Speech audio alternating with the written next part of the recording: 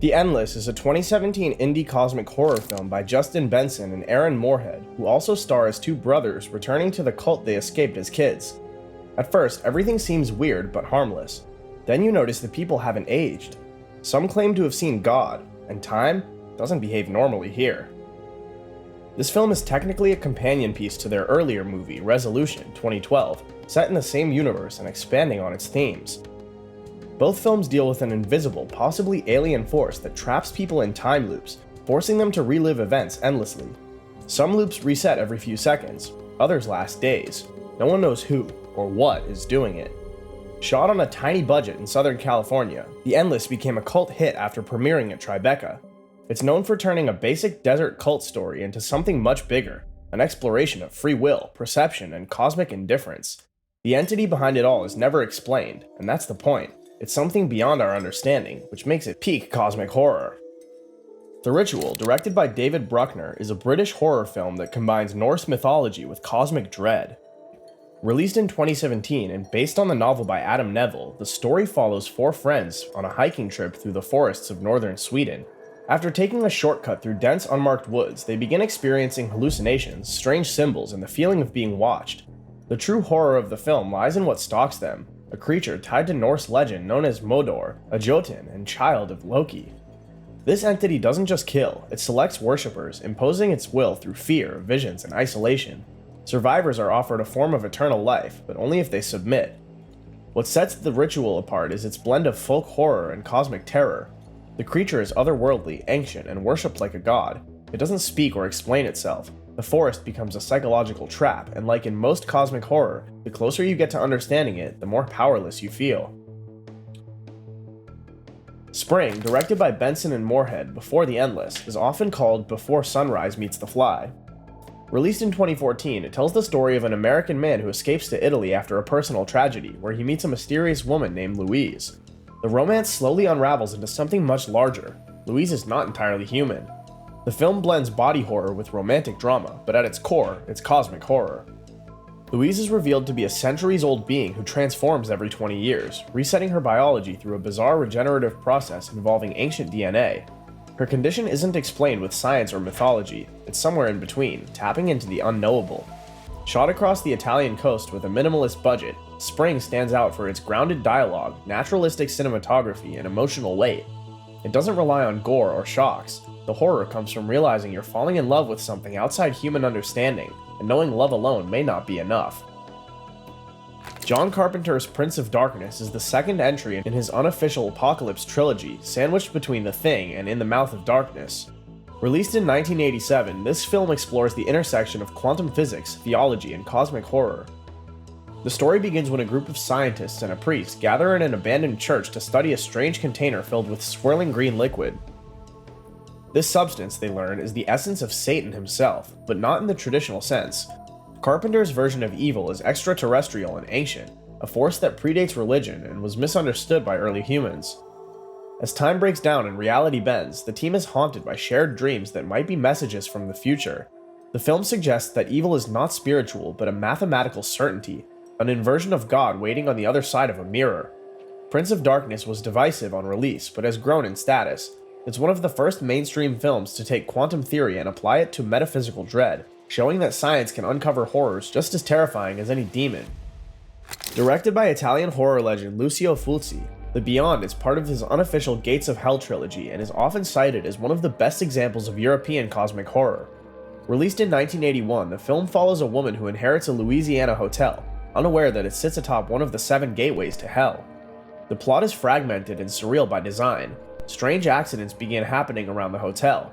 People die, come back wrong, and hallucinations intensify. There's a Book of Abon, a mysterious blind woman, and a painter who may or may not have returned from the dead. It's dream logic. Events don't connect in a traditional sense, and that's intentional. Fulci's strength lies in atmosphere over narrative. He prioritizes dread, decay, and the idea that reality is falling apart.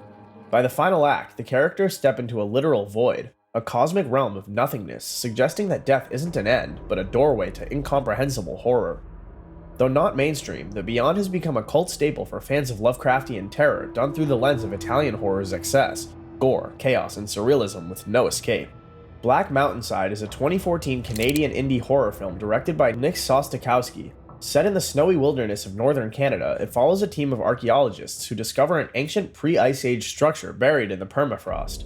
The structure appears to have no cultural link to known civilizations, suggesting the presence of a forgotten and possibly non-human culture. Soon after the discovery, the team begins to experience paranoia, hallucinations, and violent behavior.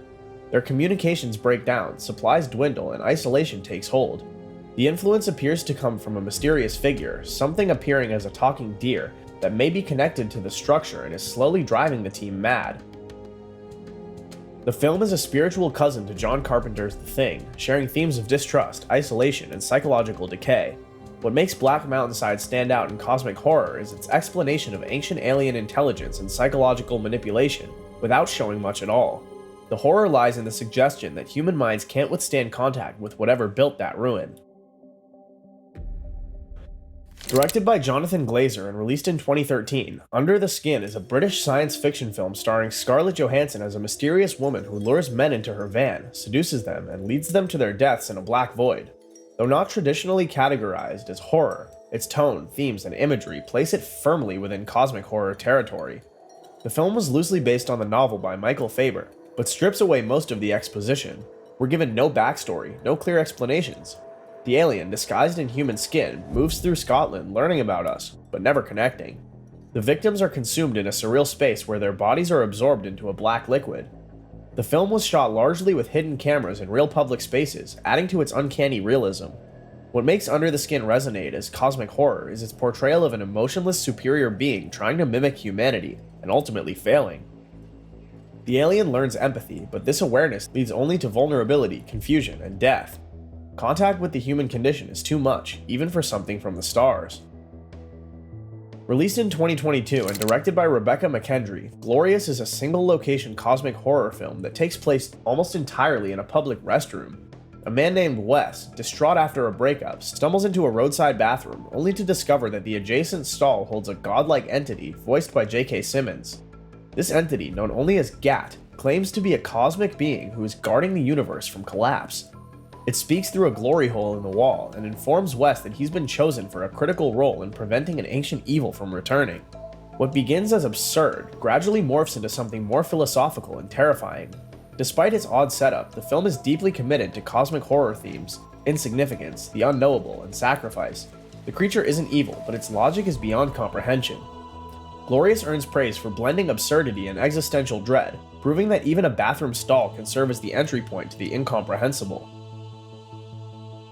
Directed by Stuart Gordon and loosely based on H.P. Lovecraft's The Shadow over Innsmouth and the short story Dagon, this 2001 Spanish-American film was one of the few direct adaptations of Lovecraft's mythos in the early 2000s.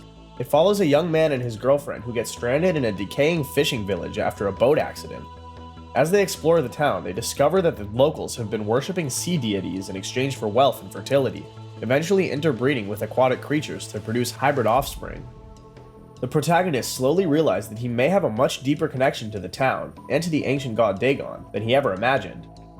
Shot on a low budget in Galicia, Spain, the film makes up for its limitations with practical effects and atmosphere. While not subtle, Dagon is faithful in spirit to Lovecraft's world, portraying themes of identity loss, deep-sea terror, and hereditary doom. It's a rare example of a direct Lovecraft adaptation that commits fully to the grotesque and alien. The Whisper in Darkness is a 2011 black and white horror film produced by the H.P. Lovecraft Historical Society, adapting Lovecraft's 1930 novella of the same name.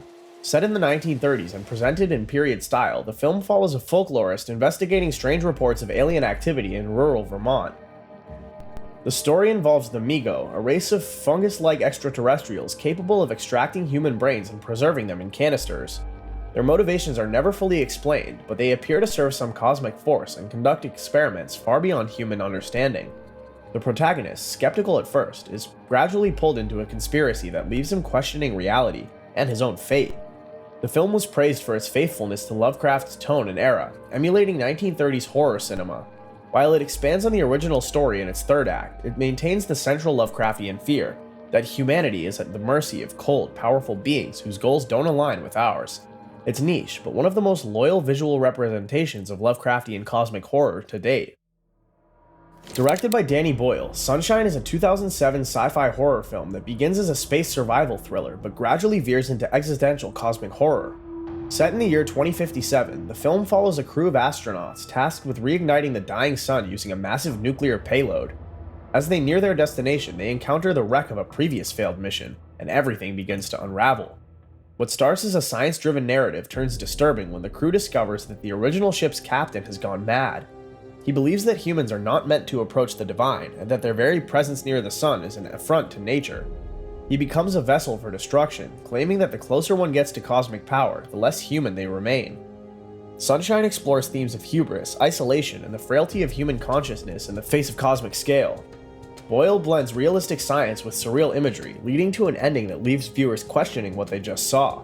It's a film that asks not just whether we can save ourselves, but whether we deserve to. Before the Endless, directors Justin Benson and Aaron Moorhead released Resolution in 2012, a micro-budget indie horror that quietly laid the groundwork for their larger shared universe. The film begins with a simple setup. A man chains his drug-addicted friend to a wall in a remote cabin to force him into detox, but something isn't right. Strange tapes begin appearing, showing events from the past, alternate versions of the present, and even possible futures. The two friends slowly realize they're being watched by an invisible omniscient entity that manipulates events for its own amusement. It presents stories in different media formats, photos, VHS tapes, recordings, and seems to be demanding a satisfying ending. Resolution is unique in that it introduces meta-horror into the cosmic genre. The characters are aware they're inside something's narrative, but have no way of escaping it. It's an early example of cosmic horror evolving with digital age storytelling. And while subtle, it's foundational to understanding The Endless and the director's later works.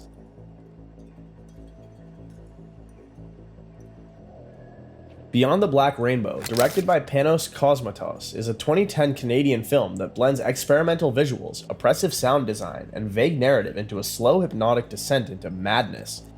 Set in a retro-futuristic research facility called the Arborea Institute, the story follows a young psychic girl named Elena as she tries to escape captivity under the control of a deranged scientist. The institute was originally intended to unlock enlightenment, but it instead led to catastrophic mental breakdowns and otherworldly experiences. The film never clearly explains the source of the power or the exact experiments conducted, but the heavy use of symbolism and sci-fi elements suggests exposure to a higher incomprehensible plane of existence. Shot on 35mm with stylized lighting and minimal dialogue, the film is more about tone than plot. It channels cosmic horror through aesthetics, suggesting that what lies beyond human consciousness may be more terrifying than death. It's not for everyone, but it's a landmark in modern art-driven cosmic horror.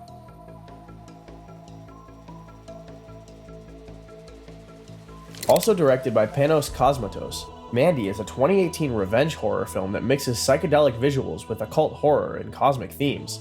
Set in 1983, it stars Nicolas Cage as Red, a man who embarks on a brutal quest for vengeance after his partner Mandy is murdered by a cult that worships something far beyond human understanding.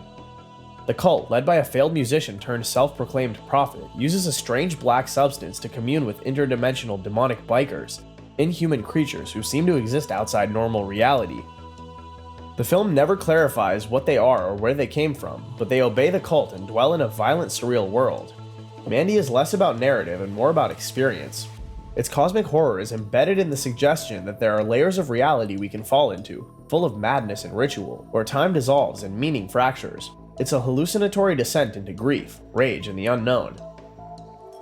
Uzzuaki, meaning spiral in Japanese, is a 2000 Japanese horror film directed by Hideo Kinski, based on the manga by Junji Ito.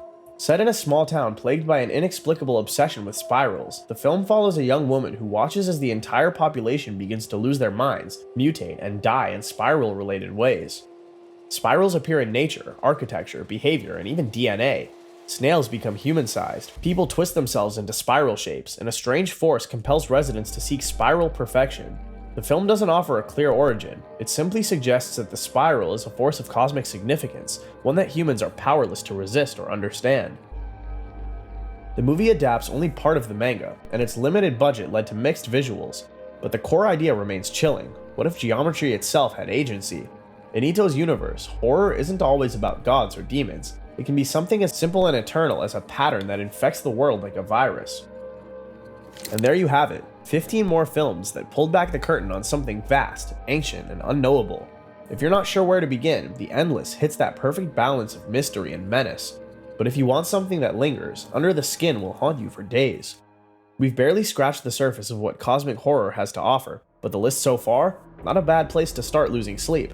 Drop your personal picks in the comments, stick around, there's more coming.